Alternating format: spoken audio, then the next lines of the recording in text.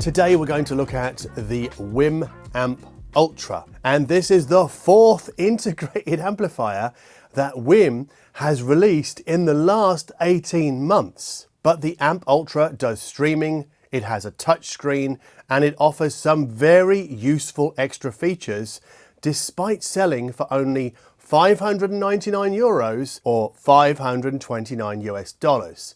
So this entry-level integrated, I think, is really going to upset the apple cart.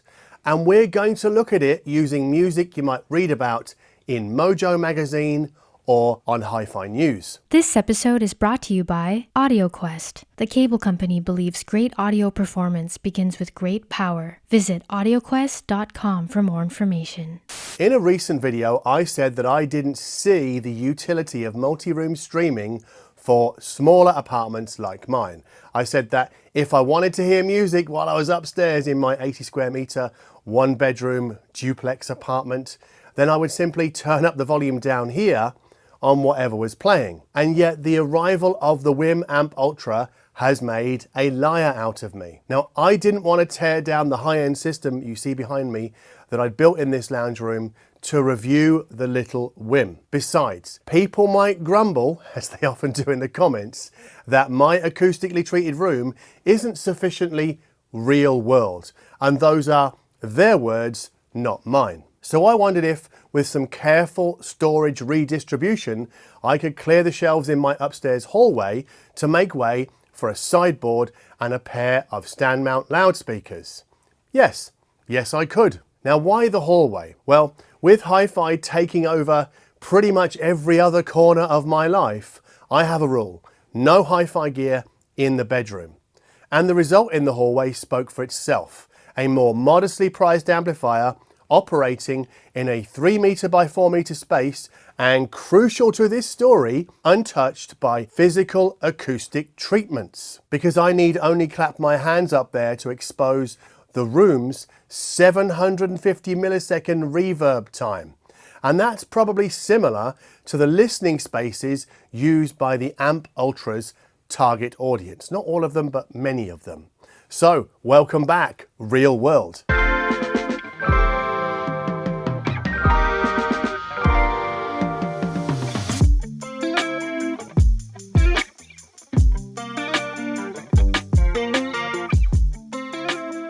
Putting the WiiM AMP and the AMP Ultra next to each other on the sideboard, we see that the AMP's footprint is slightly smaller than the AMP Ultra's, and that it isn't quite as tall as the newcomer.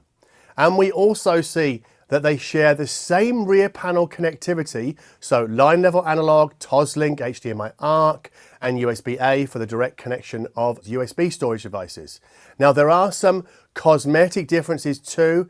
The Ultra, quite obviously, wears a touchscreen on its front panel, and it has shed the binding posts from its rear. But don't panic, because WiiM has put some banana plugs in the box, and that box still looks and feels like an Apple MacBook box. And the network onboarding process still feels as mom-friendly as a, well, pre-app debacle Sonos product. Now, my upstairs hallway is too far from the router, or the router, depending on where you're from, to run an Ethernet cable directly to the AMP Ultra, so I used Wi-Fi. And build quality on the Ultra doesn't stray from the nicely done spirit of the AMP or the Ultra DAC.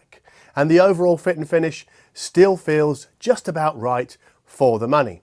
And the top panel, this is interesting actually, the top panel feels warm to the touch after an hour's use, but it's nothing that would harm tiny inquisitive fingers. The listening seat in my new space sits 2 meters from each speaker. Now, some people might call this near field, but the AMP Ultra's touchscreen remains out of arm's reach. So it's a toss-up as to which is the faster way to play or pause music. Either get out of a chair to press the volume wheel, or pull up a smartphone to fire up the WiiM Home or another playback app. And the answer is neither, because the most efficient way to play pause or change the volume or hit the red hot chili peppers button or activate presets is with the supplied voice remote too.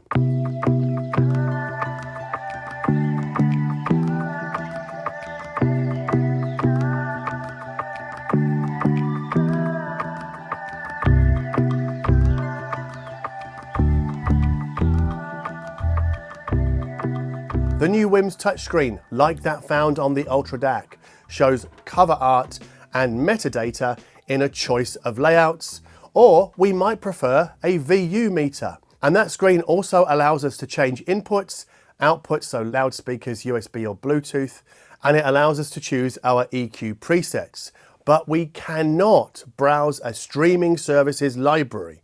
For that, we still need a smartphone app. An iPhone and iPad and MacBook users need to beware here because the Ultra, like the AMP Pro, does not support Apple AirPlay 2. But the AMP Ultra's Roon Ready certification is now in the bag, and it also supports Google Cast and Squeeze Light. And we get all the Connect services, so Spotify Connect, Tidal Connect and Qobuz Connect, with numerous other streaming services folded into the extremely comprehensive WiiM Home app. WiiM's software is just incredible. Let's talk a bit about the amplifier, because with two Texas Instruments TPA 3255 Class D amplifier chips in play, the AMP Ultra promises 100 watts per channel into 8 ohms, and that's 40 watts per channel more than the AMP and AMP Pro's single chipped implementations. Now, what about a 4 ohm rating? Because oddly, that's not on the spec sheet. And I had to ask about it at high-end Munich this year, and the answer is 200 watts per channel.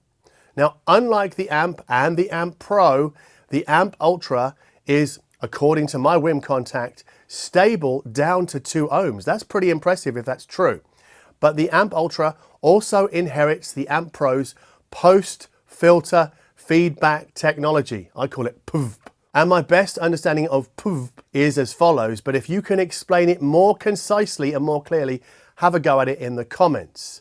So our chosen loudspeaker might be rated at 4, 6 or 8 ohms. It's usually written on the back panel, but this nominal value is an average of the speaker's input impedance measured at various frequencies. And impedance variation can, but not always, mess with an amplifier's frequency response.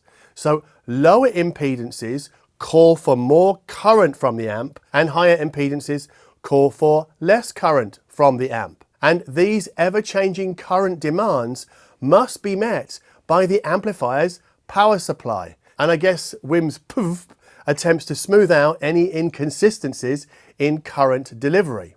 And perhaps that PFFB and the increase in output power are two reasons why the AMP Ultra delivers more punch in the low end than the original AMP. Now, the AMP Ultra is also a little more refined in the treble, and it delivers higher mid-range clarity than the AMP. Now, that's with the 2025 remaster of Fila Brasilia's Main That Tune, absolutely stonking album.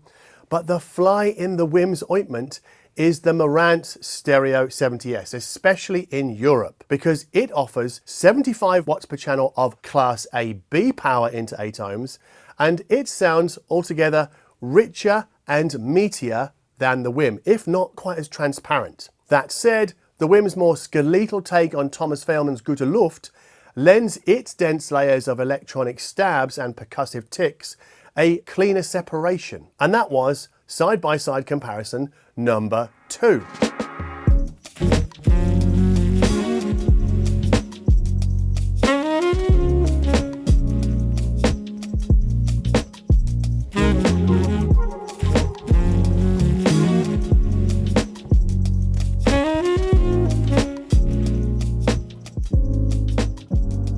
So the Marantz Stereo 70S is a full-width streaming integrated that consistently sells for €650 in the EU. I think it's still 1,000 in the USA, but like I say, in Europe, this is an issue for the WiiM because they're very closely matched in price. And the more traditionally styled Marantz amplifier doesn't support Google Cast or Squeeze Light, but it does do Apple AirPlay 2 and obviously yeah, now Roon ready. I say obviously, it's probably not obvious because that update came recently and subsequent to our review. And the Stereo 70S also does the 3 Connect services, I believe, Spotify Connect, Tidal Connect, and Cobas Connect.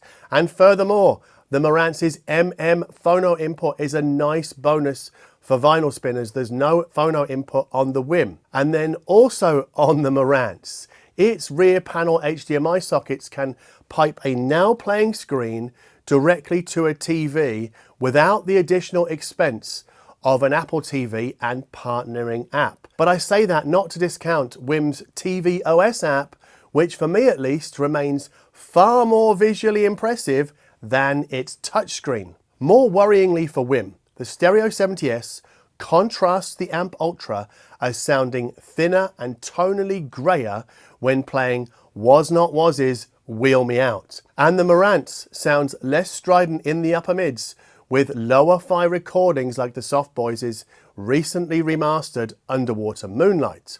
So bottom line here, the AMP Ultra does not blow the competition out of the water. But as will soon be made clear, for my upstairs hallway setup, I need the WiiM AMP Ultra's computational power more than I need the Marantz's chunkier, richer sound. And I need that computational power sitting in the same box as the volume control. For this review, I made a playlist of 10 songs inside the Tidal app, and then I pulled up the Roon app, which is connected to my Tidal, so that I could play that playlist through Roon. And the first song in that playlist is Fila Brasilia's Extract of a Pineal Gland, and I chose that one from Name That Tune because it's the jazziest, most audiophile friendly track on that album. And then following that is Wheel Me Out by Was Not Was. Now that is what I call psychedelic disco, something like that. It's just a very strange sounding song. It's much more, I guess, left field than Walk the Dinosaur or A Spy in the House of Love, which came much later. And then I chose Wasser im Fluss from Thomas Fehlmann's Gute Luft. That's electronic music, big, spacious, dubby, really nice. From the Soft Boys' Underwater Moonlight, I actually went back to the 2001 remaster to pull up Only the Stones Remain, which is a B-side or an extra track. And then for most of my bass testing and or subwoofer integration, I use Mango Drive by Rhythm and Sound. That's my go-to track along with another track from that album.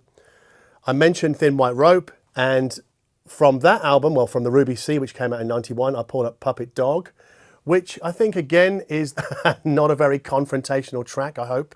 I also would recommend you listen to Bartender's Rag, but I didn't put it in this playlist. I've got another Rhythm and Sound track here called King in My Empire, and then I've got Grace Jones's Private Life from Warm Leatherette, and I've got Kunta Kinte Dub from The Revolutionaries, so a bit of like dub there. And then I closed it out with Analog Bubble Bath from Aphex Twin. So that's my Tidal/Roon playlist for this video, and I would like to thank Roon for sponsoring this video.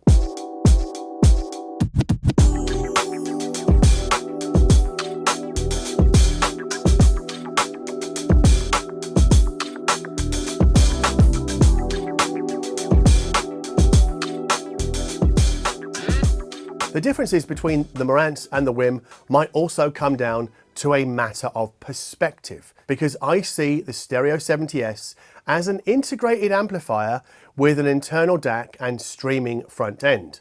But I see the WiiM AMP Ultra as a streaming computer with an amplifier module attached. And that streaming computer allows us to push the sound of the WiiM in numerous different directions. So I'm talking about the subwoofer management, which is far more sophisticated than Marantz's, and I'm talking about WiiM's RoomFit EQ compensation software that the Stereo 70S doesn't do at all. And if you're using both features as I am, you'll want to integrate the subwoofer before running the room correction software. Now, I don't hear anything from the Vivid Kaya S12, the orange speakers, that suggests the new WiiM box isn't up to the task of driving them.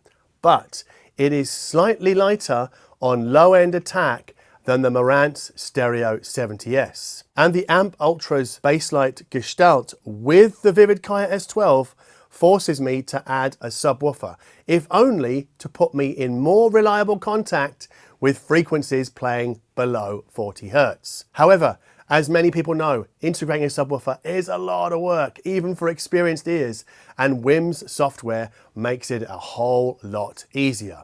So I hooked in a KEF KC62 into the WiiM's single subwoofer out socket and set the crossover point inside the WiiM Home app. We've seen this many times before, it's pretty basic, but there's more, because the app also asks us if we want a high-pass filtered or full range signal going out to the loudspeakers, and it also asks us if we want a low-pass filtered or full range signal going out to the subwoofer. And it's nice to have options, even if those options don't extend to the filter slope choices offered by Lyngdorf's software system. But let us not forget that the most affordable Lyngdorf amp, the TDA i1120, sells for almost 4 times the price of the WiiM AMP Ultra. Now for me, I'd rather the WiiM do the low pass filtering than let the KC62 do it. And because the Kaya S12 is a two-way stand mount where the main driver handles mid-range and bass, I prefer to relieve it of low bass duties with a high pass filter. I've covered this many times before, but effectively this lowers the current demands put on the amplifier by the loudspeaker. So it's a win-win. But if you don't want to do that, you don't have to. But it goes further still, because the Home app gives us options for subwoofer delay, so manual or automatic. I think this is brilliant. So the app's wizard plays test tones that are read by the smartphone's microphone and returned to the app for analysis. Now, both iOS and Android are supported, but microphone types vary more with Android devices, I think, so I used an iPhone 13 mini. And the app's sub-speakers sync test, God, that's hard to say, that reported that the KEF sub sitting 50 centimeters in front of the loudspeaker plane was running 2 milliseconds behind the Vivids. And the app therefore set the loudspeaker delay to 2 milliseconds. Now, did I trust that result? Well, not until I'd confirmed it with the manual slider. So I played a few cuts from Rhythm and Sound's eponymous 2001 album and listened for the delay setting that had the speakers and sub audibly thwump, in case I call it that, it goes into a single source, right? That's what I'm listening for. And that happened at 2 milliseconds. So well done, automatic WiiM calculation inside the software. And WiiM's RoomFit is similarly sophisticated, but it hides some of its more advanced features behind a small settings wheel. And if you blink, you might miss it. And via another wizard, RoomFit plays test tones for the smartphone to read at the listening position. And the app then auto-calculates 10 points of parametric EQ adjustment.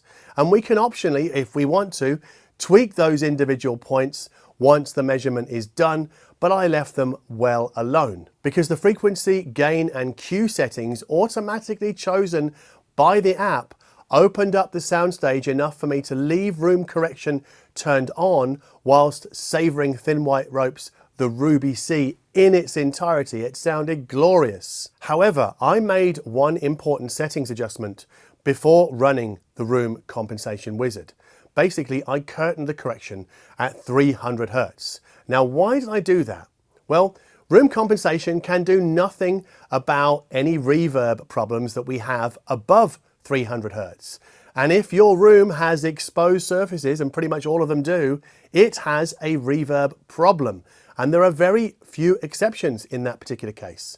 Because once sounds are out of the speaker and snookering around the room, software can't do anything about that. So instead, I see room compensation software's strongest suit as tackling bass resonances, not reverberation, resonances below 300 Hz. Now, WiiM's Home app also gives us the option to exclude the subwoofer from the room correction and to choose if we want to correct the left and right speakers individually or together as a unified stereo system. Again, very powerful. And we get to decide what's best for our loudspeakers and especially our room's acoustics and also our tastes. Now, deeper divers can try one of 3 different target curves, but I went with Harman for no other reason than it was the default choice. Now comes the kicker, and you might even call it the spicy finding for this video.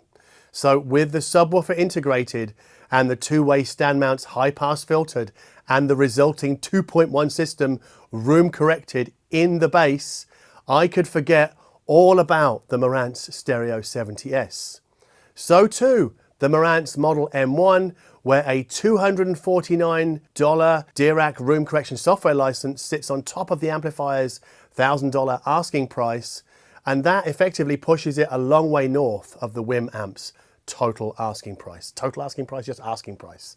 And also, the Model M1's HEOS system doesn't offer time alignment settings for subwoofers, and I think the WiiM's, and like with the Lingdorf, yeah, I think that setting is really, really powerful and has a fairly strong effect on what we hear. Lastly, I went back to the WiiM Amp and ran the subwoofer sync test and the RoomFit correction again on the same Vivid loudspeakers and the same KEF subwoofer. And I still noted a hit to mid-range transparency and more grayness in the uppermost treble, which the Vivids very keenly expose. So the WiiM AMP Ultra remains the more tonally colourful of the two, but that gap narrows slightly when the DSP does most of the heavy lifting.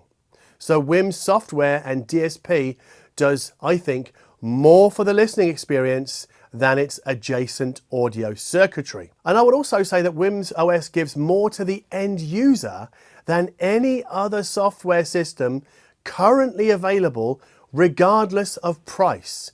And that all of this is taking place at Hi-Fi's entry level is, I think, an incredible achievement and also a huge irony. So well done, WiiM, because I now have a multi-room streaming system sitting upstairs in my apartment. Anyway, that's all from me for today. But before you thump your keyboard asking about the Eversolo Play, I hear you and I see you. Let me just put my tea down, because I have an Eversolo Play here. And when I make a video about this, the WiiM AMP Ultra will provide most of, if not all of, the side-by-side comparison context in that video.